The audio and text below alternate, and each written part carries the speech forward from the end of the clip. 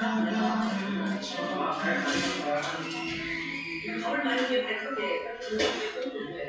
나타나는 친구가 직접 다 해놓을 수 있어요.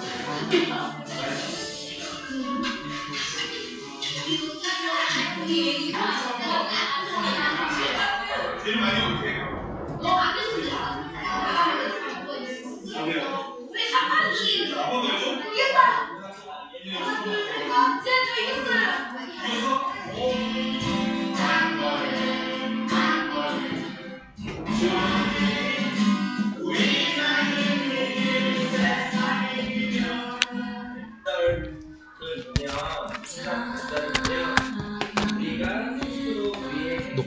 하고 여호와께로 돌아가서 시작!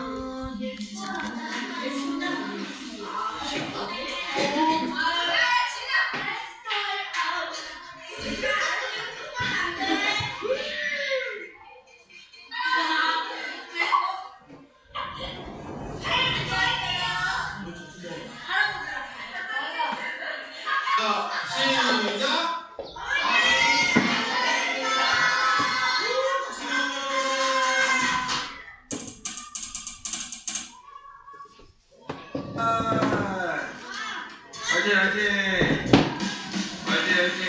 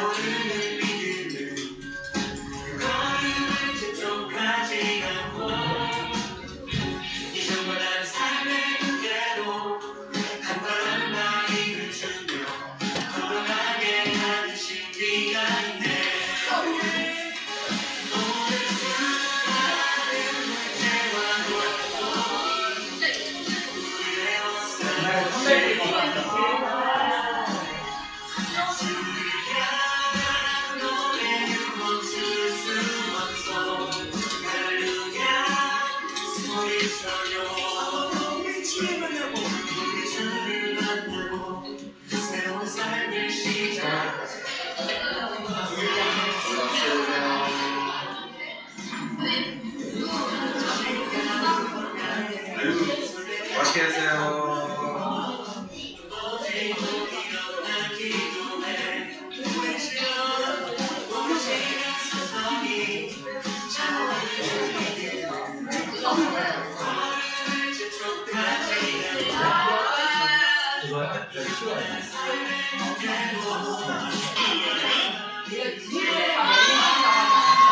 일단 말씀드리겠습니다.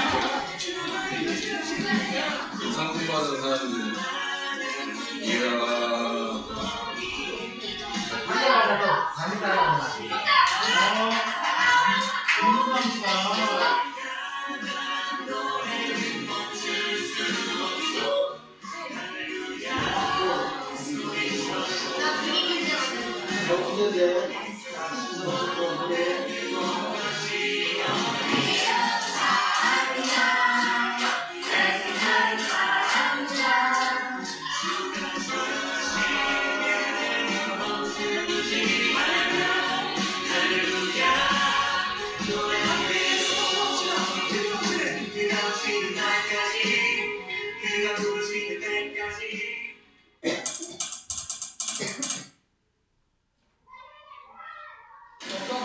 자,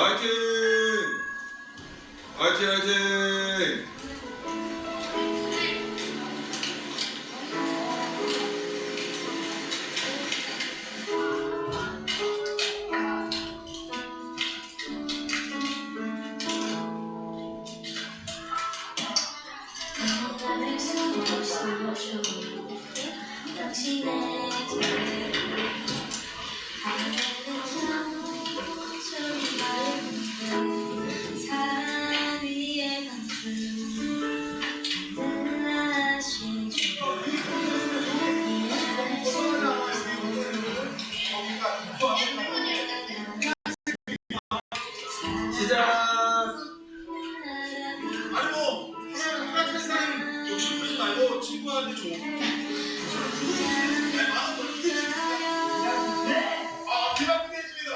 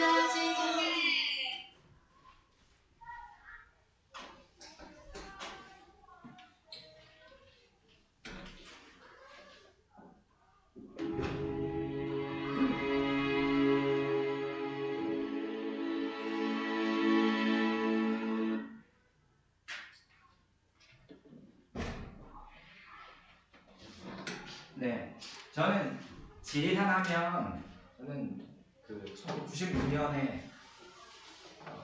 제가 읽었던 책 거창고등학교 이야기를 울타리 없는 학교 거창고등학교가 소개했던 근데 거기에 여름방학에 그 고등학생들이 지리산 종주를 하거든요.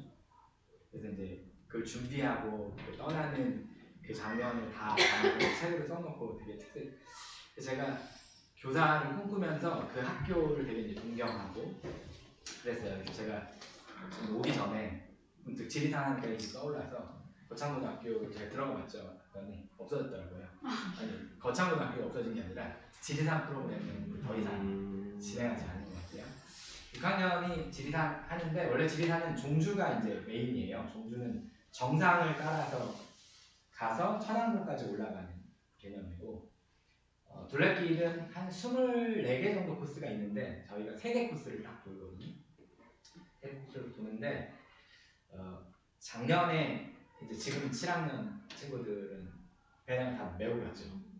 10km 정도 돼요. 아주 미니멈으로 3박 4일 딱 짜면 한 10km에서 왔다 갔다 하거든요. 그거를 딱 메고 가면 체감 난이도가 한 2배 정도 상승합니다. 올해는 담임선생님 걱정을 너무 많이 하시는 거예요. 올해 6학년은 다르다. 작년 생각하면 안 된다. 그래가지고 너무 반대를 하셔가지고 그다음에 일단 짐 없이 가보자. 확실히 조금 쉽긴 쉬웠어요. 쉬웠지만 그래도 애들은 도대체 이 길을 왜 이렇게 힘들게 그리고 보통 쉬는 시간이 많이 나오고 찍을 때 쉬는 때를 많이 찍으니까 보통 포장되고 이런 길이 많은데 또 산길을 막 올라가거든요. 그럼 애들이 왜 지리산 둘레길이라고 사기를 쳤냐. 이게 어디가 둘레길이냐. 산으로 막 올라가니까.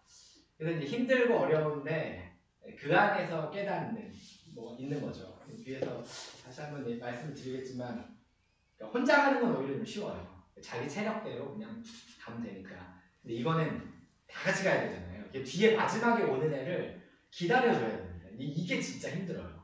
그래서 앞에 있는 애들이 막 이렇게 가버리면 뒤에하고 거리가 너무 많이 벌어지기 때문에 이 거리 조절을 하면서 뒤에 있는 애들을 기다려주고 적당한 속도를 맞춰서 앞에 있는 애들 따라가지고 이걸 해야 되는데 그게 이제 쉽지 않은 사실 훈련이기도 하죠. 저는 지리산 하면 그때 제가 대학생 때 꿈꿨던 어떤 그런 학교의 모습이 떠오르는데 6학년 정말 잘 만들어왔다고 생각하고 요거를 준비할 때 한 달에서 한 달 반 정도 준비를 하거든요. 2학기가 되면 체육 시간에는 애들은 하여튼 지리산 체력 단련하고 산책 시간마다 이렇게 걸어 다니면서 일단은 연습도 하고 그래서 미리 마음의 준비를 좀 잘 한단 말이에요. 그래서 아무 사고 없이 잘 갔다 왔는데 일단 제가 좀 긴장하거든요. 제 체력이 안 될까봐.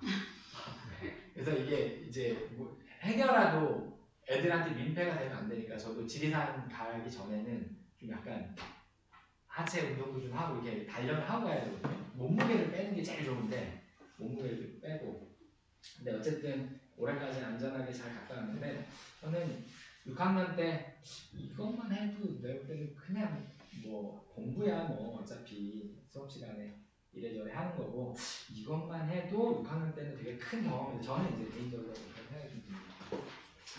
지금 이제 중등 과정을 좀 설명을 드리려고 하는데 저희 미랄드레잖아요. 미랄드레. 그러니까 미랄도 사실 겁나게 어려운데 애들은 너무 힘들어요. 미랄.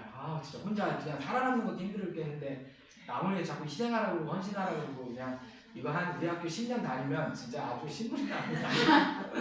너무 많이 얘기하니까. 미랄도 또 두 애가 같이 해야 돼. 와 진짜 이거 나 혼자 어쨌든 착한 마음 먹고 하면 좋은데 야 이것도 같이 하는 건 또 너무 힘들어. 그래서 이런 것들이 우리 아이들에게는 굉장히 큰 스트레스와 압박으로 볼 수 있다. 그러니까 이 학업적인 우리나라에서 벗어날 수 없는 요걸 떠나서도 대단히 큰 스트레스로 작용할 수 있고요. 어쨌든 잘 극복하면서 그리고 이걸 잘 수용하면서 성장하고 있다. 그래서 제가 지리산 가면 이 아이들 6학년 애들 제가 설득을 하거든요. 설득. 왜 이게 필요한지, 고통이 왜 필요한지를 아이들에게 설득하는 도전을 해요. 내가 6학년을 데리고 내가 한번 도전을 해본다. 인생의 고통이 필요한 의미가 무엇인지. 네, 나름대로는 그냥 6학년도 가능하다. 다 이해할 수 있고 받아들일 수 있다. 그러면 열심히 그 고통의 순간을 즐기면서 이겨내고 보람을 느낄 수 있다는 생각이 듭니다. 기독교 대학 학교잖아요. 미랄드레니까 저희는 일반 학교를 보내는 게 아니라 기독교 대학 학교를 보내는 겁니다. 그래서 그 가족 캠프 할 때 우리 보통 기독교 대학 학교 이거에 대한 이야기 되게 많이 했는데 어쨌든 우리가 뺄 수 없는 건 기독교 대학 학교를 보내는 이유는 이 기독교 때문이에요. 기독교. 너무 많은 행사를 하고 너무 많은 그 신앙과 관련된 프로젝트들을 진행합니다. 어마무시하죠. 다 이거 말할 수 없을 정도로 매일매일의 일상, 매달매달의 삶이 신앙과 관련 있는 프로젝트로 꽉꽉 차여져 있다고 해도 과언이 아닌데 이제 걱정이 되는 건 이런 거예요. 이게 형식적이고 매너리즘에 빠져서 그냥 의미 없는 게 되어가지 않을까. 충분히 그런 염려가 우리 학교에서도 나타납니다. 근데 중학교 어느 정도 되고 나면 큐티 할 때 엄청 빨라요. 뭘 찾아야 되는지를 정확하게 합니다. 그래서 보물을 뭐 하여튼 신속 정확하게 하다닥 삶의 적용. 와 완전 FM 정답 딱. 그래서 가끔 생각하면 이게 너무 우리가 기계적으로 이제 훈련시켰냐. 이게 이제 우리의 관건. 질적으로 어떻게 신앙이 깊어지게 할 거냐가 관건인데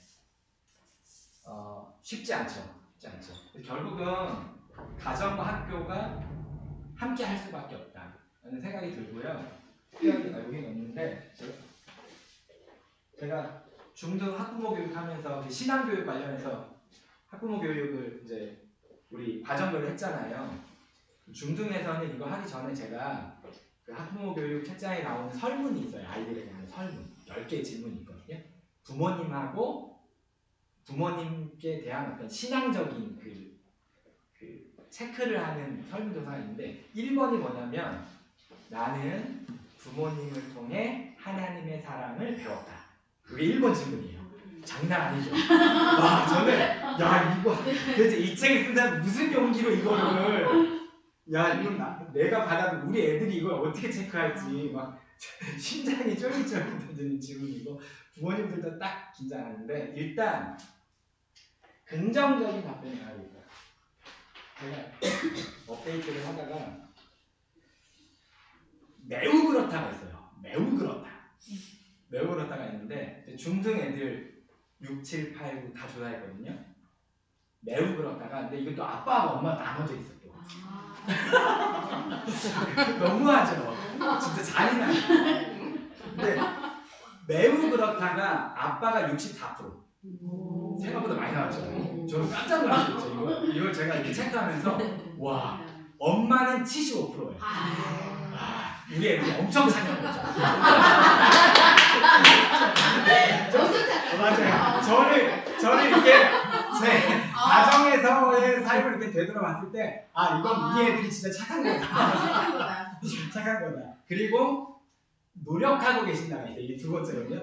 여기까지는 이렇게 봐주면 하잖아요. 노력하고 계신다가 아빠가 23%, 엄마가 19%라서 합치잖아요. 그러면 아빠들은 87%, 엄마들은 94%예요. 그러니까 이렇게 이 정도 되면 저는 이 정도면 완전 우리는 가정에서의 신앙 교육은 완전 성공이에요. 왜냐면 10명 중에 9명의 아이가 나는 우리 엄마를 보면 하나님의 사랑을 배울 수 있구나 이렇게 생각한다는 거잖아요. 이건 이제 애들이 아무리 착해도 그죠? 이게 어느 정도 해주시니까 이 정도 나오는 거지. 그래서 아버님들도 약간 조금 부족하지만 90%에 육박하고 어머님들은 90%를 훨씬 넘어서는데 마지막에 못 느낀다. 난 우리 부모님을 보면 하나의 사랑을 느낄 수가 없다. 아빠가 13%, 엄마는 6%입니다.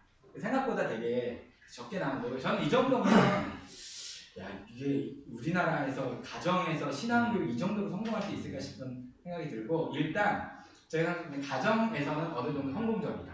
어찌됐든지 이제 학교만 장단을 잘 맞춰주면 뭔가 이게 조화롭게 될 수 있다 생각이 들고 제가 이제 이걸 말씀드리는 이유는 뭐냐면 학교에 행사가 엄청 많아요. 아침마다 PT 하죠. 다니엘도 하루에 3번씩 하죠. 다 같이 일어나가지고 여기 보면 있잖아요. 매주 기도 제목 바뀌고 애들 기도 제목 읽고 성경 암송하고 매일매일의 삶이 우리의 신앙과 밀접하게 계속 돌아가는데 이게 형식적이고 매너리즘이 아니라 진짜 신앙을 깊이 있게 할 수 있도록 우리가 어떻게 만들 수 있는가. 근데 저는 그때 부모님들한테도 말씀드렸지만 예수님께서 우리에게 하신 거는 딱 하나예요. 그래서 제가 이 질문을 준비하거든요. 이게 뭐냐면 예수님께서 제자들의 발을 씻기시면서 하신 말씀이 그거거든요. 내가 너희에게 그렇게 하도록 하려고 본을 보였다. 결국 부모님하고 교사가 본을 보이면 아이들은 거기에서 깨닫고 따라오게 됩니다. 그러니까 형식적인 프로그램은 나름대로 다 의미가 있습니다. 그리고 아이들에게 의미 있게 하도록 잘 교육하고 해요. 그러나 본이 되는 대상이 아이들에게 보여지지 않는다면 애들은 진짜 그야말로 형식적으로 갈 수 있다고 생각이 들고요. 한 가지 더 제가 미랄브리 학교 저희 애들은 초등은 일반 학교에 나왔어요. 중등 올라가면서 이게 설명 저 집 어딘지 아시죠? 저희 집. 네, 저 집 보령. 지금 충남 보령. 2시간 30분 200km. 네, 200km. 그래서 제가 이거 대학교 오면서부터 이상을 했거든요. 이상을 했으니까 제가 애들 초등학교 때는 부인님이 애들을 보살피면서 그 제가 부인님이라고 해요. 이거는 해보신 분은 알 거예요 아마. 부인님이 애들을 보살피고 그 다음에 직장 생활하시고 애들 학교 보내고 관리하고 저는 혼자 나와서 학교에서 살았죠. 그냥 아침 8시에 출근해서 밤 10시에 퇴근하고 이거를 계속 한 거예요. 초등학교 때는 이제 그렇게 하고 중학교 올라오면서 우리 애들의 꿈이 미랄들이었는데 우리 애들은 초등학교에서 그 마을 활동 있잖아요. 직업 활동.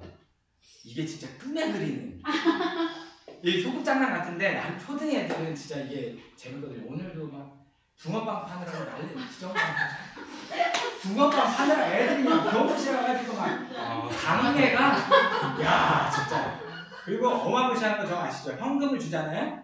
그럼 거스름 돈을 양으로 줘요. 절대 형은 나중에 말았는데 야나 10,000원짜리밖에 없는데 일단 달래. 나 진짜 교육을 너무 잘해. 너무 꿈이었는데 중학교 올라오면서 그래도 아빠가 있는 학교에 다니고 싶다 그래서 올라왔어요. 그래서 제가 지금 애들을 데리고 중학교 1학년 때부터 지금 제가 애가 지금 11학년이거든요. 5년 동안 애들 둘 데리고 통학하면서 집에 가면 그래서 제가 이거를 한 지금 5년째 하고 있는데 너무 잘했다는 생각이 들었어요. 이게 뭔 생각이 든 거냐면요. 집안일은 혼자 해봐야 된다. 이걸 깨달았습니다. 제가 도와주는 거 안 됩니다. 도와주는 거 아무 의미가 없어요. 설거지해도 청소해도 아무 의미가 없고요. 진짜 아무 의미가 없고 그게 내 담당이어야 해. 이거 느낌이 다릅니다. 확실히. 찍어야 되는데. 그죠? 이거 제가 근데 저는 이제 그 생활을 지금 5년째 하고 있잖아요. 저도 지금 오늘도 이제 고민이에요. 우리 아들이 우리 딸은 이제 자율학습 하니까 근데 아들은 이제 공부를 별로 안 좋아하셔가지고 집으로 갔거든요. 지금 6시잖아요. 제가 6시 반 7시 전에 끝내려고 했는데 집에 가서 밥을 해줘야죠. 이 자식이 안 먹고 있을 가능성이 대단히 높습니다. 이제 가서 뭐 찌개를 끓이든 뭐 고기를 볶든 뭘 하든 해줘야 되잖아요. 그래서 제가 작년에 한 해를 교감을 쉬었단 말이에요. 애들을 온전히 케어하려고. 애들이 진짜 너무 힘들어해가지고 막 병원 상담 다니고 난리도 아니었어요. 너무 힘든데 제가 너무 미안해가지고 1년 쉬면서 그때 유튜브를 요리 유튜브를 진짜 얼마 많이 봤는지 그래서 지금은 주말에 가면 우리 부인님도 안심을 하죠. 제가 있으면 모든 게 다 해결될 수 있습니다. 멋있으시다.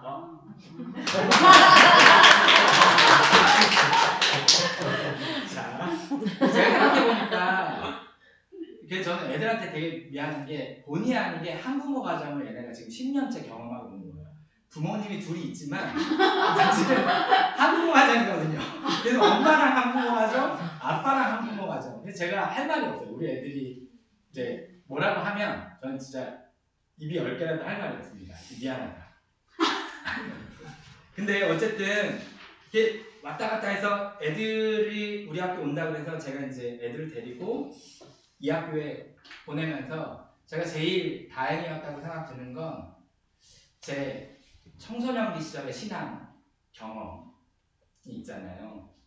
저는 그게 너무 아름답고 제 그 바탕이 되는 경험이거든요. 학교가 아니라 이 교회 친구들과 교회에서의 어떤 활동들 같이 진지하게 얘기하고 기도하고 했던 어떤 그 경험들이 사회에 나와서 제 신앙에 되게 든든한 버팀목이 되셨는데 지금 시골에 고령이 있으니까 시골 교회에 있는데 평균 연령이 한 75세 장난 아니에요. 초중고 학생 다 합쳐갖고 우리 애들 합쳐가지고 4명 이러니까 제가 그 경험을 우리 애들한테도 주고 싶은데 중학교 딱 와서 체험을 딱 시작하고 체험 캠프를 마치고 이제 집에 데리고 내려가면서 제가 이제 딸애한테 물었거든요. 뭐가 제일 기억나요? 교가가 너무 좋대요. 이건 굉장히 독특한 느낌인데 그래서 우리 교가는 그 복음성가 왔잖아요. 복음성가 왔잖아요. 되게 인상적이었나 봐요. 그리고 학교에 와서 신앙생활을 하면서 제가 찬양에 대해서 같이 얘기하고 같이 찬양을 들으면서 요새 새로 나온 찬양에 대해 얘기하고 이럴 때 저는 되게 마음이 뿌듯하거든요. 다행이다라고 안심도 되고 그래서 기독교 학교에 보내는 어떤 보람이 저는 있었으면 좋겠다. 그거 잘 됐으면 좋겠는데 어려움을 겪으신 분들도 있어요. 이 애들이 이제 6학년, 7학년 때까지는 그때 어렸는데 8학년 때부터 이제 약간 얘가 신앙인인지 무교인지 이게 가늠이 잘 안 되고 9학년쯤 되면 이제 막 거부가 시작되고 막 이런 경험들이 생기니까 저는 이런 이 활동들은 교회에서도 충분히 다 할 수 있습니다. 교회를 물론 안 되는 교회들이 많긴 한데 그래도 규모가 어느 정도 있거나 그러면 교회 활동이잖아요. 굳이 학교가 아니더라도. 근데 저는 이게 학교에서 필요한 영역이 있다고 생각하는데 신앙과 관련해서 이게 이제 수능 끝난 다음에 12학년 애들 프로그램이에요. 지금 이제 수능이 끝났잖아요. 이제 11월 달에 수능 끝나고 나면 보통 일반 학교는 진짜 폭파, 교실 폭파. 아무도 할 게 없어요. 선생님도 수업도 할 수 없고 활동도 할 수 없고 애들도 학교 나와서 뭐 의미도 없고 다 그래가지고 제가 영신여고 있을 때는 뭐 어디 화장품 회사에서 나와가지고 막 여보니까 그럼 막 화장법 가르쳐주고 막 샘플 나눠주고 막 이런 거 하고 막 그 다음에 어디 대학 이렇게 가면 거기에서 알아서 애들 다 돌려주고 선생님들을 쉬고 막 봉사활동 가서 한 시간 뭐 이렇게 밖에 잠깐 나갔다가 집에 다 돌려보내고 막 이렇게 했단 말이에요. 근데 우리 학교 애들은 수능 끝나고 나면 이제 수능 이후에 기독교 세계관 프로그램이 있거든요. 제가 이거를 너무 좋아하는데 일단 사회 나가기 전에 철저하게 무장해야 됩니다. 제가 뭘 말씀드리고 싶냐면 기독교와 관련 학교에서 해야 할 일이 저는 이거라고 생각하는데 성장하면서 큐티도 하죠. 기도도 하고 예배도 하고 그 다음에 소명도 배우고 이런 걸 한단 말이에요. 그러니까 이런 거에 대한 치열한 제가 볼 때는 고민과 토론이 필요합니다. 그러니까 이건 교회에서 하기는 정말 어렵습니다. 교회는 그냥 아멘. 근데 학교는 좀 달라요. 왜 우리는 큐티를 해야 됩니까? 큐티를 이렇게 하는 것보다 이렇게 하는 게 낫지 않습니까?를 저희는 논쟁할 수 있다고 생각하고요. 저는 개인적으로는 이걸 논쟁하는 아이들은 결국 예수님께 돌아올 수밖에 없다. 저는 그렇게 생각해요. 고민하고 고민하면 결국은 돌아올 수밖에 없다. 관심이 없어지면 끝이에요. 그럼 떠납니다. 근데 불만이 생기거나 고민하면 저는 분명히 다시 돌아옵니다. 생각하고요. 학교에서 아이들과 그것을 할 수 있어야 된다고 생각하고 그것을 가르치고 그것에 대한 질문을 받고 이게 좀 필요하다 생각이 좀 들어요.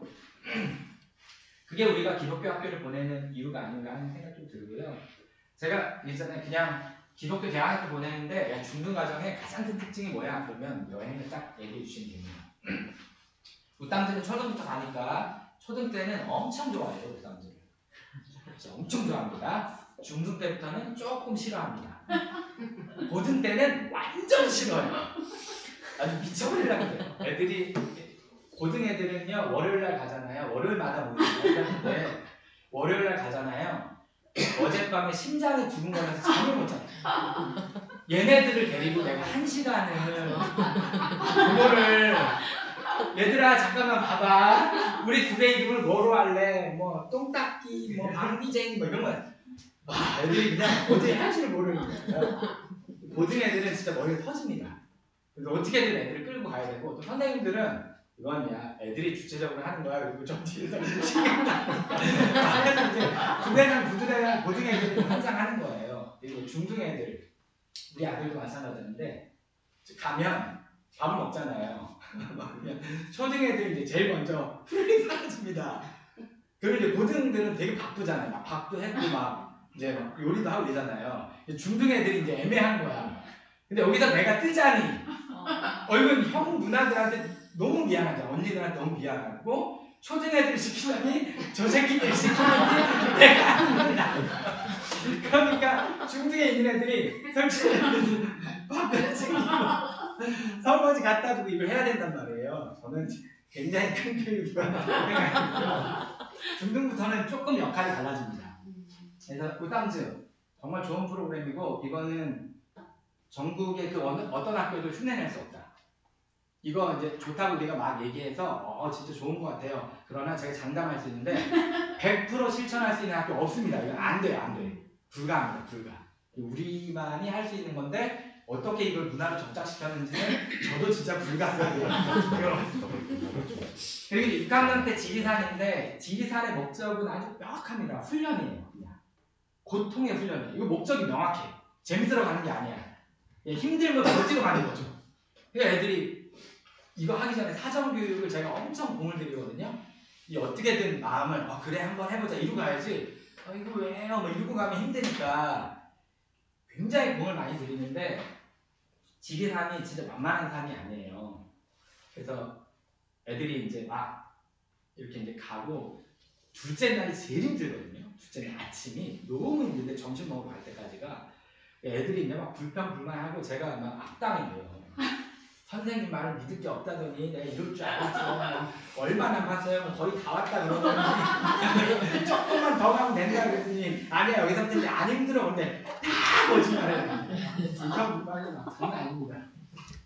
그 훈련을 잘 마치고 왜 이 훈련을 해야 되는지를 깨달을 수 있으면 성공이다. 6학년 때는 그게 목적이에요. 그리고 7학년 때는 중국이잖아요. 4월에 중국에 들어오고 10월에 우리가 이제 중국 간단 말이에요. 요거는 힘들지 않죠. 힘든 게 아니라 고뇌 갖다 뒤따르는 건데 문화 교류해야 되고 애들을 맞이할 준비하고 이거 해야 되잖아요. 그러니까 이거는 시야를 넓히는 거예요. 우리끼리 있는 게 아니라 외국 애들하고 만나고 걔네들하고 같이 지내는 경험은 정말 독특한 경험입니다. 아이들만이 아니라 부모님들 아시잖아요. 다 해본 일본 왔다 가고 있죠. 또 다릅니다. 또 7학년 때 느낌이 다른데. 그래서 이거는 문화적으로 우리의 시야를 확장하고 특히 이제 중국이라고 하는 나라 어쨌든 문화적으로 독특하잖아요. 우리나라가 이제 많이 발전해가지고 지금은 이제 우리나라는 중국 무시하고 중국은 우리나라 무시하고 이런 상황이 있어요. 애들이 유튜브를 보면 중국 사람들은 다 쓰레기야 쓰레기. 유튜브는 그렇습니다. 막 우리 거 베끼고 막 염치도 없고 막 하여튼 그리고 중국어 아니 치르더라 중국어 맞아. 근데 중국에서 애들이 오고 걔네랑 같이 지내보면 압니다. 중국에 대한 새로운 인식이 생길 수 있는 거거든요. 저는 이제 그런 인식이 되게 중요하다고 생각하는데 그래서 6학년 때 고통을 견디고 7학년 때 시야를 좀 확장하고 8학년 때는 두 개를 같이 하는 거예요. 힘든 것도 견디고 그 다음에 문화적으로도 체험하고 몽골은 이제 4주간 이렇게 떠나게 되잖아요. 그래서 이제 거의 완성형이 되는 거죠. 여기까지 6, 7, 8을 하면 거의 우리 학교의 여행 프로그램에 이제 정상을 찍었다. 네, 이렇게 생각하면 되고 그러니까 제가 9학년은 이제 좀 여유가 있어요. 애들끼리 추억을 남기는 여행으로 가기 때문에 좀 여유가 있는데 제가 이거 생각하면서 이 구절이 자꾸 떠오르거든요. 이게 뭐냐면 C.S. 루이스라고 하는 아주 유명한 사상가 그 사상가가 굉장히 존경했던 체스터턴이라고 하는 사람이 있는데 이분이 책 제목이 정통이에요. 정말 아무도 안 읽게 생겼죠. 아무도 안. 제가 굉장히 인상적으로 읽었는데 거기에 나오는 구절 중에 이런 게 있어요. 쾌락을 즐기는 인간의 능력이 기쁨의 절반을 빼앗아가 버렸고 즐거움을 요구해서 최고의 즐거움을 잃어버렸다. 최고의 즐거움은 의외로 얻어지는 것이기 때문이다. 그러니까 애들이 뭘 하면 즐겁냐 그러면 재밌는 걸 하면 즐겁다고 생각해요. 맛있는 걸 먹고 재밌는 걸 하면. 근데 이분이 이야기하는 건 그건 그냥 즐거움. 그거는 그냥 쾌락. 그러니까 기쁨이 아니고 최고의 즐거움이 아닌 거예요. 지산을 갔다 오면 알게 됩니다. 재밌는 게 하나도 없는데 의외의 즐거움을 발견할 수 있게 돼요. 그게 저는 핵심이라고 보거든요. 몽골에 가면 즐거움을 위해서 가는 게 한 떼기도 없어요. 진짜 한 떼기도 없습니다. 물도 막 이상하게 나오고 샤워장 잘 안 되고 이게 즐거움을 누릴 수 있는 어떤 환경도 아니야. 핸드폰도 없고 뭐 유튜브 안 보고 뭐 아무것도 전자기기가 없고 그냥 애들끼리 몸을 부대끼면서 저 짜증나는 놈의 자식하고 같이 놀고 이걸 한 달을 살아야 되는데 재밌는 게 하나도 없을 것 같은데 너무 기억에 남는 거예요. 너무. 그래서 올해 졸업생들이 15명이 간 거 아시죠? 졸업생들이 지들끼리 모여가지고 중학교 2학년, 8학년 때 갔던 그 몽골 코스를 그대로 갔어요. 15명이 모여가지고 돈 모아서 그때 그 추억을 되살려 보려고. 정말 의외의 상황에서 얻어지는 즐거움, 그게 진짜 즐거움이고 기쁨이거든요. 그러니까 그걸 누릴 수 있게 해주는 게 저는 여행이라고 생각하고요. 이걸 느낄 수 있으면 저는 공부에서도 그걸 느낄 수 있다고 생각해요. 이 지겨울 것 같은 공부가 왜 우리에게 기쁨과 즐거움이 될 수 있는가를 깨달으면 저는 걔는 공부할 수 있다고 생각하거든요. 근데 우리나라 애들이 그게 없죠. 고통이니까 그냥 견뎌. 고3까지만 버티면 난 자유의 날개를 달 수 있을 거야. 이렇게 생각하면서 숨이 여기까지 올 때까지 계속 달리니까 불행해진다 저는 그렇게 생각하고요. 저는 중등은 여행 프로그램을 통해서 아이들이 이런 것들을 하나하나 깨달아가고 시야를 넓힐 수 있으면 중등에서 배울 수 있는 건 정말 최고의 것을 배울 수 있겠다 이런 생각이 들고요. 마지막으로 학교인데 마지막이 아니네요. 대안학교잖아요. 대안. 여러 가지 대안적인 걸 하는데 지금 올해 우리가 힘을 썼던 거는 회복적 학교예요. 회복적이라는 말. 부모님들도 아마 엄청 스트레스일 거예요. 이게 좀 쉽지 않습니다. 제가 볼 때 이게 성공하려면 갈등이 조금만 일어나야 돼요. 갈등이 한꺼번에 여러 개 일어나면 아예 안 됩니다. 이거 회복적이고 자식도 아무리 좋은 거라고 할 수가 없어. 근데 다행히 올해 우리가 회복적을 하자고 했는데 중등에서 생각보다 사건 사고가 별로 없었습니다. 너무 다행이죠. 그래서 6학년 애들 중에 살짝 갈등이 일어나는 일이 발생했는데 회복적을 적용할 수 있는 아주 절호의 찬스가 됐어요. 그러니까 회복적은 갈등이 일어났을 때 가해자와 피해자를 나누는 게 아니고 왜 이런 문제가 발생했고 나는 어떤 느낌이고 쟤는 어떤 느낌이라 뭘 회복하면 이 갈등이 해결될 수 있는지를 곰곰이 생각해 보는 거예요. 그리고 이 갈등은 당사자만의 문제가 아니죠. 친구들이 다 영향을 받습니다.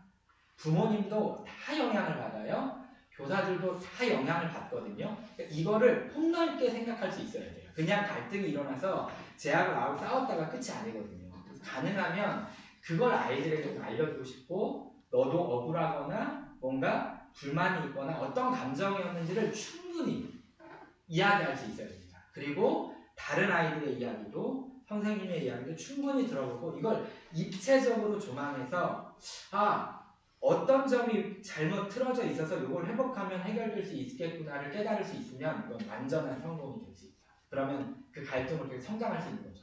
우리가 그걸 바라는 건데 시간이 너무 오래 걸려요. 너무 오래 걸리고 이 중에 한 명이라도 삐뚤어 나가면 이제 시간은 더 오래 걸리는 겁니다. 그래서 쉽지 않은데 저는 이게 선생님들의 성숙도가 좌우한다고 생각해요. 결국 교사들이 얼마나 이것을 내 것으로 만들고 정말 성숙한 태도로 아이들하고 이걸 진행해 나가느냐. 아이들은 자연스럽게 배울 거거든요. 그래서 회복적 생활교육하고 반모임 MT 왜 이렇게 하는지 모르겠어요. MT를 반모임을 와 제가 일반 학교 있을 때 저는 교사가 되는 꿈이 있었으니까 10년 동안 학원하고 일반 학교 갈 때 너무 행복했거든요. 진짜 애들이 날아다니는 것 같다 했어요. 땅에 발이 안 닿는 것 같아. 너무 좋으니까 내가 꿈에 그리는 교사가 됐으니까 너무 좋고 여보야. 한 번도 저 남중 남부 여보 봤으니까 야 진짜 꿈에 그리는 학교에서 제가 이제 막 애들하고 친한 건 좀 자신 있었거든요. 애들하고 친한 건 자신 있으니까 꿈에 그리는 학교 생활을 이제 막 해야 되겠다 생각하고 거기에서 제가 아침에 들어갈 때 기타맨 딱 들어가서 미션을 그렸는데 안 믿는 애들 많은데 제가 막 찬양 같이 하고 막 이렇게 했거든요. 애들이 저를 그릴 때 맨날 기타 들고 있는 선생님으로 막 그리고 이랬어요. 그리고 안 믿는 애들이 한 번도 왜 이런 노래 하냐고 그랬으면 제가 엄청 쫄았을 텐데 한 번도 그러지 않아서 막 그렇게 지냈는데 반 MT 한번 하려고 도전을 엄청 많이 했는데 쉽지가 않아요. 반 MT 아니라 그냥 저는 생일 맞으면 A4 용지 반장 이것도 용량을 똑같이 맞춰줘야 됩니다. 알죠? 애들이 다 몰려가요. 와 선생님 얘는 이만큼인데 왜 저는 야 진짜 너네는 개인이 없니? 왜 이렇게 다 그래서 똑같이 A4 용지 반장 근데 그거를 막 평생 막 지갑에 넣고 다니고 우리는 편지가 막 넘쳐나고 MT가 넘쳐나고 장난 아니에요. 저는 이게 복인데 애들은 또 모를 수 있죠. 이게 너무 많으니까 그런 건 좀 안타깝긴 하더라고요. 그리고 이제 축제하는 거 지금 한창인데 부모님들도 속상하신 분들 있을 수 있겠지만 애들 어쨌든 열심히 잘 준비하고 있어요. 그리고 수업에 있어서 제가 좀 안타까운 건 앞에 시간표 붙어있는 분들이 있을 텐데 이 시간표에 우리의 특징이 잘 안 드러나요. 다 똑같아. 다 똑같아. 똑같지 않은 거 뭐 6학년 보면은 뭐 몇 개 없습니다. 거의 일반 학교 시간표하고 비슷한데 수업은 좀 많이 달라요. 수업으로 들어가 보면 저는 이제 국어 교사니까 국어 과목과 관련해서 딱 보시면 보는 선생님 한국사 있죠. 엄청 정진 선생 디베이트 있고 그리고 시낭송회 뭐 또 장난 아니고 애들 시낭송회 하고 뭐 영상 찍어가지고 뭐 하고 애들 그 초대장 만들어가지고 선생님들 다 돌려요. 시낭송회 초대하고 저 중고등학교 다닐 때 했었던 건데 애들 되게 잘하고 암송을 외워가지고 자기가 선택한 곡 배경으로 깔고 낭송회도 하고 그런단 말이에요. 치유적 글쓰기 이런 것도 이은주 선생님 치유적 글쓰기 연극 영상제 이런 거 있고 기독교 도전 그리고 저희 학교는 가르친다는 말을 잘 쓰지 않고 배움을 쓰잖아요. 그래서 뭐 집중 배움 뭐 첫째 배움마당 뭐 다 배움을 써서 학생을 중심에 놓고 하려고 하는 교육들 많이 하는데 이렇게 대안적인 수업들이 매우 많다. 이 특징이에요. 이 대안학교 보내는 거죠. 이런 교육이 괜찮은 것 같은데 근데 이제 중학교 때부터 문제가 발생해요. 6학년까지는 괜찮습니다. 7학년 올라갈 때부터 부모님들이 마음속에 이제 갈등이 서로 아시죠? 이제 착한 천사하고 양수가 이제 막 싸우기 시작해요. 이렇게 냅둬도 되나? 우리 애만 그래서 학교에 올 때마다 부모님들 맨날 뭐라 하시냐면 우리 선생님들이 너무 착해가지고 애들 공부 안 해도 애들 숙제 안 해도 뭐라고 안 하시고 우리 선생님들이 너무 착해가지고 제가 제 기준으로 보면 하나도 안 착하거든요.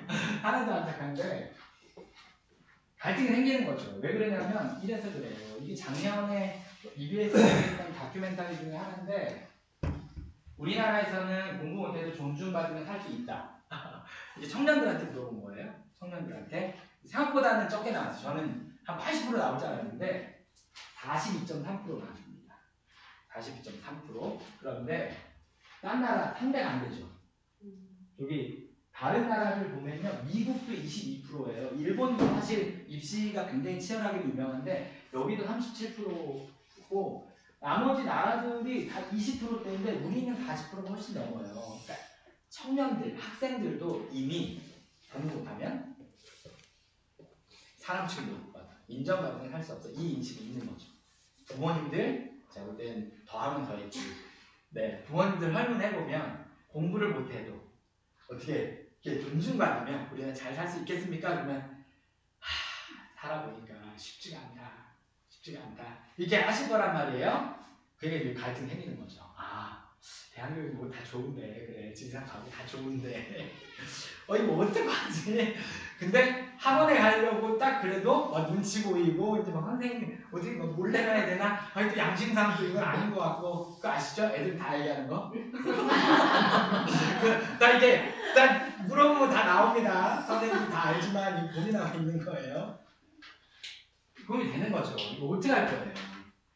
이런 생각 때문에 이 학교로서의 중요성, 학교로서의 어떤 우리나라의 특성이 과연 기독교 대안학교, 미랄분회를 보내면서 이게 어느 정도 성장할 수 있을 건가에 대한 의문이 이제 중학교 5학년이 되면 계속 찍히고 고등학교 때는 뭐 찍힘 정도가 아니면 막 그냥 날아다닙니다.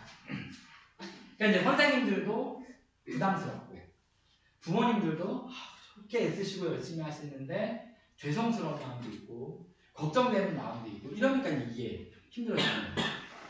만약에 초등학교 지금 5학년이 첫째이시면 아직은 잘 실감을 못하실 수도 있습니다. 그래도 우리 학교에 다니고 있으면 부모님들이 우리 학교 부모님들이 주로 교류하시기 때문에 이게 좀 덜 하실 수 있는데 여기 가까운 송파, 노원, 뭐 여기 강남 일단 거기서 한 반년만 사시잖아요. 절대 우리 학교에 보낼 수가 없습니다. 네, 불안이 머리를 뚫고 나와요. 여기 도저히 보낼 수 없는 거죠. 이렇게 된단 말이죠. 이게 그 다큐멘터리인데 교육 격차예요. 제가 아주 산 증인입니다. 지방에 있는 애들하고 서울에 있는 애들의 격차를 다큐멘터리로 한 건데 여기서 한 것 중에 하나가 뭐냐면 이게 학원 원장님이거든요. 학원 원장님. 지금 겨울방학 되잖아요. 그러면 충청도, 전라도, 경상도, 강원도 이런 데 있는 애들이 뉴스에만 나오는 그 서초동 학원가 경험을 보여주는 거야. 내가 여기서 아무리 발버둥 쳐도 상대가 안 될 것 같은 거죠. 거기가 중심이야, 핵심이야. 그래서 8주입니다. 8주. 가격은 1,000만 원. 가격은 1,000만 원. 8주 동안 아침에 6시에 기상시키고 저녁에 10시에 끝나고 숙소로 돌아오면 새벽 2시까지 공부를 하고 숙소 앞에 선생님들이 다 불친다습니다. 들어갈 때 금속 탐지기도 해요. 혹시라도 개인 뭐 스마트폰이나 이런 거 가지고 밤에 잠을 설치거나 이럴 수 있으니까 다 장난 아닙니다. 그리고 아침부터 거의 1년치 공부를 2달 만에 막 하는 거죠. 그리고 막 뿌듯해. 댓글 맞춰줘요. 댓글을 이 영상에 유튜브 올라가 있는 댓글 보면 저는 미쳤다 이게 거의 대부분인 것 같았어요. 저는 이게 보자마자 와 저는 이런 거가 너무 싫어. 대학교 그런 거니까 댓글이 이제 다 부정적인 거 딱 다녀야 되는데 아니야 반반으로 갈려. 애가 하고 싶다면 한번 보내보고 싶긴 하네요. 막 이런 분들도 있고 열심히 해가지고 보람을 느낄 수 있으면 좋겠다. 뭐 이런 댓글도 있고 그런 충격이죠. 아 내가 너무 우물한 개구리처럼. 근데 제가 슬픈 건 뭐냐면 이 학원의 서초동에 경험하러 오는 아이들의 목표가 어디냐? 목표가 인서울이에요. 목표가 인서울. 저도 보령에 있는데 대천동이거든요. 대천 고등학교, 대천고가 있고 대천여고가 있어요. 반에서 1, 2등 하면 인서울을 도전하는 겁니다. 그러니까 나머지는 지방으로 흩어지는 거고요. 전교권에서 놀면 인서울을 도전하는 거예요. 근데 애들은 이미 지방에 사는 애들은 그 열등감이 있습니다. 그러니까 이제 면접을 보러 가거나 이러잖아요. 주눅이 확 들어있어요. 왜 서울권에 있는 애들하고 내가 상대가 안 될 것 같은 거야. 이미 그런 인식이 너무 젖어 있어요.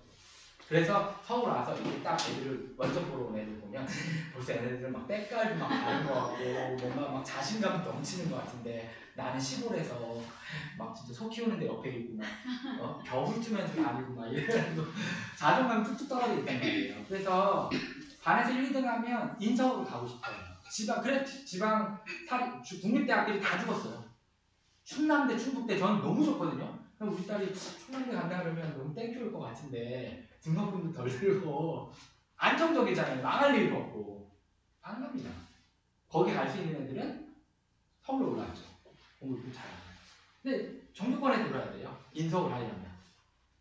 그래서 도대체 인서울이 도대체 뭐길래 해서 인서울을 찾아보시면요 여러 개 있는데 저는 이제 고등을 주로 했기 때문에 유튜브 볼 때 그 입시 관련된 이런 것도 이제 트렌드를 제가 완전히 잃어버리면 안 되니까 제가 대안학교 와서 느낀 것 중에 아이러니한 것 중에 하나는 제가 입시를 잘 모르잖아요. 애들한테 입시를 중요하지 않다고 말할 수가 없어요.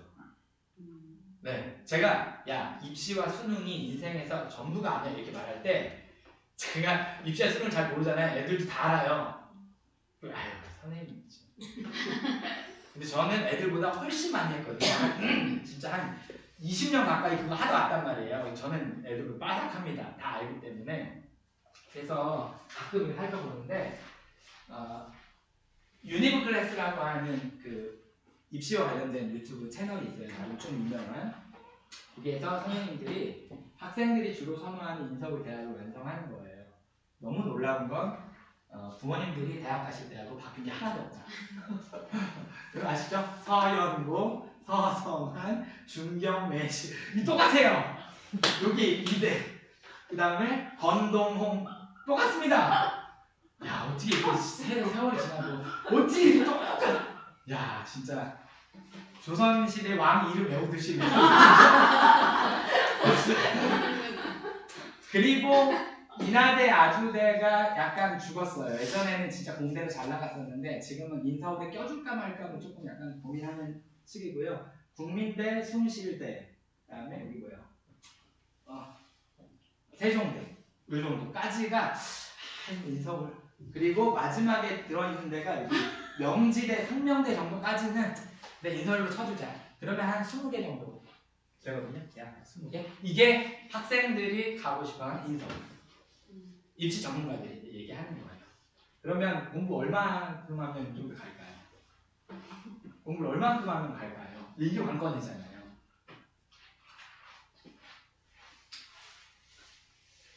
근데 전부 이렇게 얘기해요. 전체 학생이 300명 기준으로, 같은 학년, 한 학년 300명 기준으로 10%, 그러면 30명. 반에서 3등이네. 하면 인서울 갈 수 있다. 그럼 나머지 270명. 슬픈 거죠. 네, 슬픈 거죠. 270명은 못 가요. 못 가요. 가려면 어떻게 해야 돼요? 재수를 해도 어렵고요. 그러니까 가려면 그 30명을 제껴야 됩니다. 30명 중에 누구 하나를 제끼면 내가 들어갈 수 있어요. 생각해보세요. 그 위에 있는 애들이 제껴지겠냐고요. 걔네들 어떤 애들인데 거기 들어가려고 지금 목숨 걸고 누가 안에 있는데 누가 내려오려고 하겠어요. 못 올라가요. 그러니까 이제 그러니까 그 1,000만 원을 내고 인서울을 하려고 답답하라. 답답하라.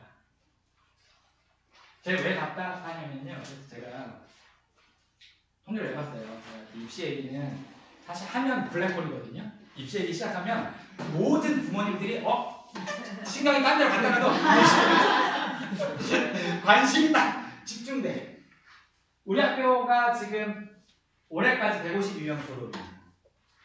인원 얼마 안 되죠. 일반 학교 한 학년 300명 아이고 멀었어. 학년을 재우려면 진짜 조금만 안 학교면 너무 조그매.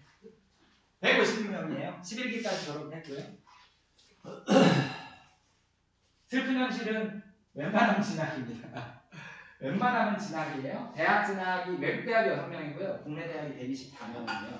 합치면 대학 진학한 애가 130명이니까 152명 중에 130명 정도가 대학에 진학하는 거예요. 그리고 여기에 재수가 있기 때문에 여기도 이거 들어가야 됩니다. 사실은 여기 들어가야 되는 거고, 기타 중에는 장애를 가진 친구들 직업학교 가는 경우도 있고, 그 다음에 의지적으로 대학 안 간 친구 1명 있고, 한 명 의지적으로 대학 올해 대학 갔어요. 지금 25, 6?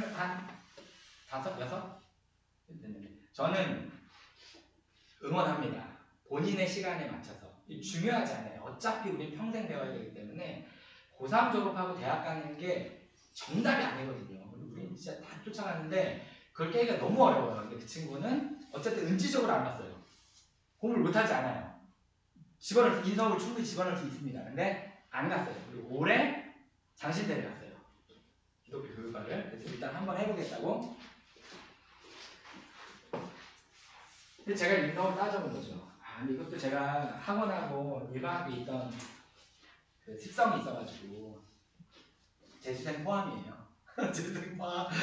그거 아시죠? 나 일반 학교에서 말도 합니다. 재수생 다 포함입니다. 다 포함. 이러면 안 되죠. 이게 다 빼고 사실 얘기해야 되는데 다 합치니까 우리만 빼면 좀 손해가. 그래서 제가 일단 넣었어요. 넣었는데 인서울 명지대까지입니다. 명지대까지. 지금 인서울 기준으로 명지대까지가 34명이에요. 우리 학교 애들이 22.3%죠. 아까 얘기했잖아요. 10%. 그건 일반 학교 기준이거든요. 원래 100분위로 하면 명지대까지가 80년대 초반에 끊겨요. 80년대 초에서 중반. 그러니까 80에서 85% 사이. 그러니까 한 20% 정도는 갈 수도 있는 거잖아요. 근데 일반 학교는 못 가죠. 특목고가 있기 때문에. 네, 자사고 특목고가 있기 때문에 일반 학교에서 20% 들면 다 밀립니다. 뒤로. 그러니까 결국은 특목고 애들은 한 20% 바깥에 한 30%까지 돼도 인서울 할 수 있고, 일반 학교, 제가 볼 때 여기 있는 동아고하고 저기 어디야, 한 두세 개 고등학교 빼고 나머지 고등학교들은 다 똑같아요. 다 똑같습니다. 그 학교에서는 10% 안에는 들어야 인서울 할 수 있다. 우리 학교는 20%는 간다. 야, 이 정도면 이 정도면 좀 충분하지 않나. 한 생각이 드는 거예요, 저는. 아니, 이거를 물론 우리 학교도 학비가 비싸긴 하지만 이거는 우리가 자발적으로 어쩔 수 없이 하는 거잖아요. 근데 걔네는 두 달에 1,000만 원씩 내고 하는데 인서울이 목표야. 답답해라는데 차라리 학교를 그만두고 그냥 검정고시를 봐. 그렇게까지 할 거면. 그래서 최근에는 학교를 그만두고 검정고시 보는 애들이 엄청 늘었습니다. 옛날에는 문제아들이 나가서 검정고시 보는 건데 지금 아니에요. 전교 1, 2등 하는 애들이 고민하고 고등학교 1학년 때 첫 번째 중간고사 보고 바로 나갑니다. 내신을 신경 쓰느니 수능 2년 하면 훨씬 효율적이고요. 공부 잘하는 애들이 자퇴하는 비율이 엄청 늘었어요. 그리고 저는 한동대 좀 좋다고 생각하는데 이거 거리가 너무 멀어가지고 계속 밀리고 있어요. 한동대가 옛날에는 그래도 막 진짜 중앙대 한양대급이다 막 이렇게 얘기하고 막 연대북부도 한동대 가고 이런 애들도 있었거든요. 제가 젊었을 때는. 지금은 안 됩니다. 지금은 많이 내려갔고요. 그래도 웬만한 이 서울 하위권 대학이나 경기 인근에 있는 대학 정도의 수준 이상은 돼요. 그리고 여기는 편차가 좀 큽니다. 애들이. 네, 공부 잘하는 애를 못 찾는 애가 이 편차가 좀 있어서 한동대 진짜 좋은 학교인데 신학대는 우리 많이 가는 데 있죠. 장신대, 총신대. 여기는 뭐 제가 볼 때 장신대, 총신대는요 진짜 너무 쉽게 갈 수 있어요. 너무 쉽게. 만약에 저는 신학대도 괜찮아요. 이러면 매일 하는 게 아니라 매일 하는 게. 네, 너무 쉽게 갈 수 있는데 아니 성경을 잘 알아서 그런 게 아니라 여기 세 개 대학이 장신대, 총신대, 한동대가 대안학교 전형이 따로 있어요. 그러니까 우리 대안학교에 그걸 인정해 준다는 거죠. 그래서 검정고시하고 그리고 우리는 애들이 활동도 많이 하고 이 정도 그러니까 뭐 신학대 정도라도 가는 애들은 적어도 우리 학교에서 중간 이상은 되거든요. 중간 이상 된 애들은 말을 잘합니다. 그러니까 아시죠? 말을 엄청 잘해요. 그리고 우리는 또 면접 준비를 막 1대1로 엄청 잘해주기 때문에 한 달만 트레이닝 받으면 진짜 한 명지대나 이 정도 수준 애들하고 붙으면 아무도 지지 않아요. 면접에서는. 근데 이제 평대 뭐 이 정도까지 가면 거긴 또 다릅니다. 여기는 애들이 장난 아닌데 어쨌든 이 정도까지 저는 괜찮다. 그리고 지방국립대에도 검정고시로 갈 수 있는 딱 마지막 선이거든요. 그러니까 우리는 가까운데 강원대, 인천대 이 정도고요. 충남대, 충북대 이런 데도 검정고시로 살짝 한번 만점이면 노려볼만 한데 저 국립대 많이 갔으면 좋겠는데 어쨌든 머니까 잘 안 갈라 해요. 특히 여자아이들은 기숙사 생활하고 이래야 되는데 잘 안 갈라 하는데 국립대 한 8명 그리고 지방사립대나 전문대 여기 뭐 통털어서 그냥 얘기하니까 슬픈 현실이죠. 여기 있는 애들은 대학 이름 부르는 게 중요하지 않아요. 그냥 지방대 다니는 애들이니까 이런 애들이 한 58명 그래서 전체적으로 퍼센테이지를 이렇게 쭉 보면 아주 학업적으로 뛰어난 학교다라고 말하기는 좀 어렵지만 평균적으로 인근에 있는 고등학교들보다는 낫다. 저는 이제 이렇게 생각하거든요. 이렇게 사교육 학원 다니는 거 막 그냥 쫓아다니면서 막 말리고 막 범죄 시하고 막 이렇게까지 말리고 선생님들 엄청 착해가지고 막 애들 끝까지 못하고 막 근데 이 정도 하면 그때는 그게 걱정할 만한 건 아니다. 그리고 저희도 이제 이거 왜 이런 거 발표 안 하냐 뭐 이런 분들도 있어요. 왜 얘기 안 해주냐 다 궁금해하는데 저희도 고민이긴 해요. 우리도 서울대 간 친구 생겼잖아요. 연대도 한 2명 왔죠 벌써. 이대도 한 3명 정도 되고 중앙대도 한 4명 이 정도 돼요. 그러니까 중상위권에 있는 대학들도 나름대로 애들이 좀 가요. 이게 초반에 있는 애들이 별로 없어요. 1기부터 5기까지는 별로 그 이유적이긴 한데 어쨌든 점점 학업적으로도 애들이 좀 성장하면서 잘 가는 상황이 되어서 제가 우리 학교에서도 완전 사회권이다. 우리 학교에서도 애들은 다 알거든요. 우리 등수는 안 내지만 애들은 알죠. 우리 반에서 누가 1등이냐 그럼 쟤 보통 자기들도 알아요.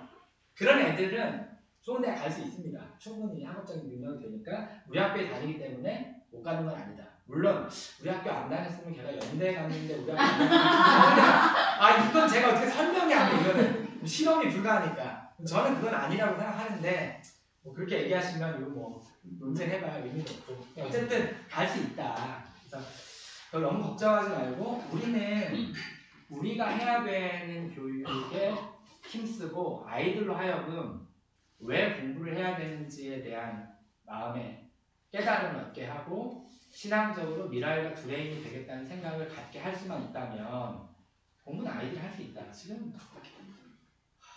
메가 스터디, 메가 패스 몇십만 원만 넣으면요 진짜 저보다 강의 10배 잘하는 사람 강의 진짜 수두룩 빽빽이에요. 옛날에나 그런 게 이제 자료가 없고 이러니까 사실 죽으나 사나 학교 가서 했는데 지금은 사실 학교 안 다녀도 공부 다 할 수 있습니다. 지금은 엄청 잘할 수 있죠. 근데 뭘 배워야 되는가, 그러니까 공부를 해야겠다는 마음을 어떻게 먹을 수 있는가, 이게 저는 이제 훨씬 중요하다고 생각하고, 그렇게 됐으면 우리 학교가 좋겠다 생각이 들고, 중등에서 그걸 위해서 노력하고 있다 이런 거를 말씀드리는 거예요. 생각보다 좀 오래 했는데 혹시 질문 있으시거나 뭐 그 선택 과목 네. 이렇게 어떻게 돼 있는지 너무 선택 과목이요. 지금은 이게 원래 선택형 교육과정 어쨌든 학점 이수제로 초기에 세팅을 하신 거예요. 제가 오기 전부터 이걸 세팅하려고 노력했는데 제가 볼 때 불가해요. 불가한 건데 한계가 명확하죠. 왜냐면 공간이 없어요. 공간이 없고 교사도 없어. 한계가 좀 명확합니다. 그러니까 지금은 그냥 학점 이수제의 개념은 우리는 이제 사라졌고 선택 과목만 남아 있는 건데, 월요일 날 특별한 게 잡혀 있어요. 특별한. 이거는 월요일 날은 선생님들이 걸진 않아요. 월요일 날은 5교시밖에 있고요. 빨리 끝나는 날이고, 화요일도 특별한 것만 잡혀 있어요. 뭐 아티과이어나 이런 거가 잡혀 있고, 화요일 날도 없고, 보통 수학 선생님이 수학 교실이라고 했고, 화요일 날에는 애들이 수학만 하는 애들이 남아 있거든요. 그리고 보통 중등에서는 수, 목, 금이 선택 수업이 걸려 있는 거예요. 그러면 연초에 각 요일별 선택 과목을 뿌려줍니다. 중등은 그 셋 중에 하나 이상을 선택하면 돼요. 한 개 이상. 그러니까 수, 목, 금 중에 하나를 선택하면 안 들어도 됩니다. 근데 이거를 꼭 들어야 되겠다. 그럼 2개 선택했죠. 고등은 3개를 다 들어야 되고요. 중등은 1개만 선택하시면 돼요. 그래서 거기 보면 선택 수업에 학년이 써 있어요. 몇 학년부터 몇 학년, 몇 학년부터 몇 학년. 그래서 요일별로 보고 그거를 선택해서 하면 되죠. 그거 언제쯤? 그게 보통 저희가 OT 2월달 OT 할 때 그 전에 이제 애들한테 뿌리고 신청을 그때 받거든요. 그리고 이제 계약하면 한번 들어보고 아니다 싶으면 수정할 수 있는 기회를 첫 주에 줍니다. 한번 들어보고 저는 절로 가야 될 것 같습니다. 근데 수업 때문에 선택하지는 않고 애들은 보통 친구 따라 다 무리죠 다니거든요. 이렇게. 그래서 첫 주에 수정이 가능한 기간이 있고요. 이렇게 선택을 하면 됩니다. 보통 중등은 핸드폰을 다 가지고 있어서 핸드폰으로 이게 전달되지 않겠다. 그런 거를 좀 안타깝죠. 일단 저희가 지금 중등에서의 그냥 원칙은 학교에서는 아침에는 제출, 그리고 학교할 때 받아가고, 필요할 때는 선생님 허락하에 써야 되고요. 선생님 안 계실 때 사용하고 있다가 걸리면 일주일 압수, 한 번 더 걸리면 2주 압수, 이렇게 돼 있어요. 근데 이제 이 연락의 관점에서 이 네트워크가 지금은 엄청 중요하잖아요. 그러니까 이 네트워크를 개별적으로 전화를 하거나 그 밴드만을 이용할 경우에 그러니까 부모님들에 대한 의존도가 엄청 커져요. 그러면 이제 애들은 싫어합니다. 6학년까지는 괜찮아요. 6학년까지는 괜찮은데 이제 8, 9학년쯤 되면 내 일인데 나는 잘 모르고 엄마는 알아서 엄마가 나를 통제해. 그러면 이제 얘는 이제 문 닫고 막 이렇게 된단 말이에요. 그래서 이 네트워크가 되게 중요하기 때문에 휴대폰을 중등에서 금지하는 거는 제가 볼 때는 쉽지 않은 일이라는 생각이 들고요. 부모님들은 이제 그게 너무 많이 사용이 되니까 걱정이 되실 텐데, 이거는 저는 개인적으로는 가정하고 학교가 좀 집을 나눠줘야 돼요. 너무 학교에 무슨 집을 이렇게 나눠주면 저희도 어렵습니다. 너무 어려워요. 그래서 지금 보면 보통 카톡, 문자를 이용해서 하고요. 사실 이게 아닌 경우에는 방법은 저희는 구글, 클래스룸이 다 있단 말이에요. 그러니까 이제 중등 올라오면 클래스룸으로 선생님 과제를 내거나 이렇게 제출하는 경우 굉장히 많기 때문에 그걸 다 사용할 줄 알아야 돼요. 초등 때는 부모님 해줬지만 이제는 애들이 다 할 줄 알아야 된단 말이에요. 그다음에 뭐 핸드폰이 없어도 구글이나 이런 걸 이용해서도 할 수 있는데 어쨌든 속도가 느리죠. 그러니까 애들은 1초 만에 아는데 나는 한 1시간 뒤에 알아. 이런 어떤 느낌을 애들이 견뎌하기 되게 힘들어해요. 그래서 이거는 네, 좀 쉽지 않다. 그래서 이거는 좀 가정에서 좀 컨트롤하는 거 같이 힘쓰시고 아마 애들하고 싸우는 1순위일 거예요. 애들하고 사이가 나빠지면 있긴 있어야 되는 네. 거. 있어야 과제를 한다고 말씀을 드릴 수 있습니다. 없으면 매우 문제할 거예요. 한 시간 뒤에 할 수 있는 아. 수학 같은 경우에 네. 어플 사용하잖아요. 네, 맞아요. 근데 사실 핸드폰을 보면 너무 작다. 맞아요. 애들이 태블릿 PC 가져와서 네, 풀고 바로 해가지고 하면 너무 편하니까 네. 솔직히 그 애들이 하면은 또 태블릿 PC 해야 되는 해가지고 해야 된다. 지금 이런 이야기가 그래서 중등까지는 탭이 그렇게 많지는 않아요. 탭을 쓰는 애들이 그렇게 많지는 않고요. 중등, 고등은 웬만하면 다 탭입니다. 지금. 고등은 뭐 다 탭도 삼성 안 써요. 다 아이패드야 정말. 와. 그래서 애들 너무 잘 써요. 수학은 무조건 아이패드입니다. 우리 딸도 연습장에 쓰지 않아요. 다 아이패드로 풀이 다 쓰고 그다음에 답도 그걸로 하고 제출도 그걸로 바로 하고 이러니까. 그래서 네. 근데 그게 출력을 할 수가 없는 상황인 거예요? 그거는 잘 모르겠네요. 그 애도. 그래서 애들이 네. 이걸 보면서 이렇게 하고 맞아요. 이렇게 숙제를 그걸로 하고 내시더라고요. 이렇게 네네. 수학 수학에 과제로 나가는 앱이 있어요. 이게 문제가 이렇게 문제 은행으로 돼 있어가지고 과제로 나가는 앱이 있는데 그거는 제가 확인 안 해봤네요. 출력이 되는지. 그러니까 없는 애들은 출력해서 내주면 되는데 근데 그게 아마 시스템이 틀리면 오답이 딱 바로 전송이 되고 그러면 이제 보충 문제가 나오고 뭐 이런 시스템이기 때문에 출력해서 푸는 거하고 느낌이 다를 거예요. 한 시간 걸리는. 바로 하시가 늦게 알고 혹시 네. 그러니까 디지털화에 이제 적응을 좀 하셔야 돼요. 늦게 하고 싶어요. 늦게. 그죠. 네. 저는 이제 그죠. 말을 쓰면 막을 수는 없다고 생각하고 이제 스스로 그거를 절제하고 좋은 걸로 쓰는 방향. 근데 저도 지금 달라진 건 수업할 때 유튜브를 엄청 많이 보여주거든요. 제가 보는 유튜브들 너무 좋은 강의들이 있지. 옛날엔 돈 주고 봐야 되는 건데 진짜 너무 좋은 강의들이 많은데 또 애들은 그런 건 안 보고 다 이상한 거라고 하기는 그렇지만 어쨌든 자기 관심 있는 거 보고 그러니까. 근데 보여주고 설명하고 그러면 애들도 오 막 이렇게 해요. 그래서 그런 것들을 자꾸 알려주고 뭔가 바람직하게 쓸 수 있는 방법들을 훈련해야지 지금은 쉽지 않을 겁니다. 그리고 애들이 관계에서 문제가 생기는 거를 막기가 쉽지 않아요. 그러니까 이게 휴대폰을 안 갖고 있을 때 다른 애들하고의 관계가 약간 좀 문제가 발생하는데 이거를 어른들이 컨트롤하기 굉장히 어려워요. 그러니까 그 또래 안에서 관계를 맺는 방식이 아주 치밀하게 발달되어 있는데 그래서 이제 어떤 부모님들은 이거 자체를 좀 이렇게 좀 해줬으면 좋겠다 얘기도 하는데 이것도 쉽지 않습니다. 가정마다도 가치가 다 다르고 그래서 지금 현재 있는 아이들의 관계를 맺는 어떤 방식이나 속도가 우리가 생각하는 거랑 되게 다르기 때문에 그거를 이게 제재했을 때 그 나름대로 장점이 있지만 반드시 어딘가에서 문제가 발생할 수 있는 소지도 있기 때문에 고민이 되기도 합니다. 혹시 뭐 다른 거 혹시 질문 하시나요? 하나만. 네. 그 7학 이게 올해 같은 경우는 네. 코로나 이후에 처음으로 한일 교류나 한중 교류가 맞아요. 동시에 오가는데 네. 그게 내년부터는 어떻게 되는지. 내년에 계속 오는 거죠. 오고 가고 진짜 한일. 원래 중국은 매년 했고요. 그러니까 초등에 일본이 한, 중, 일 이렇게 돌아가면서 했었어요.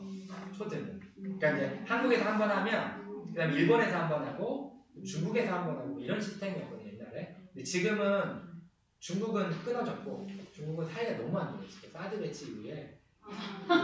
너무 오랜만에 듣는 날. 네. 사드 배치 이후에 그 우리하고 교류하던 거기 육성 녹화초등학교인데 당 간부들이 다니는 학교예요. 축구장만 막 8개, 9개 이게 진짜 어마무시한 학교. 학교거든요. 진짜 엄청 집에 가면 막 자동차가 시리즈로 막 10대씩 있고 막 이런 집들 이거 굉장히 부자고 막 그랬는데 교류를 계속 했었는데 정부의 영향을 너무 많이 받는 학교라 그 이후에 이제 우리하고 사이는 좋지만 도저히 받을 수가 없는 거죠. 그래서 이제 지금은 동관 우리 중등들이 다 바꿨단 말이에요. 그리고 이제 초등은 지금 일본만 남아있죠. 중국하고는 안 되잖아요. 근데 일본하고만 하는데 마코소 학교 하니까 매년 아마 이렇게 왔다 갔었죠. 그렇죠. 똑같이 이제 이렇게 되는 시스템이 굳어지지 않을까 하는 생각이 듭니다. 아, 넘어가는 걸로? 네. 그렇죠. 초등에서 이제 결정했는데 원래대로 하면 한 해는 우리나라에서 하고 한 해는 일본에서 하고 이랬을 때 올해 이제 왔다 갔다 했잖아요. 어떻게 했는지 모르겠네. 근데 중등은 늘 그렇게 왔다 갔다 했었어요. 네. 그래서 우리 한번 받고 10월달에 한번 받고.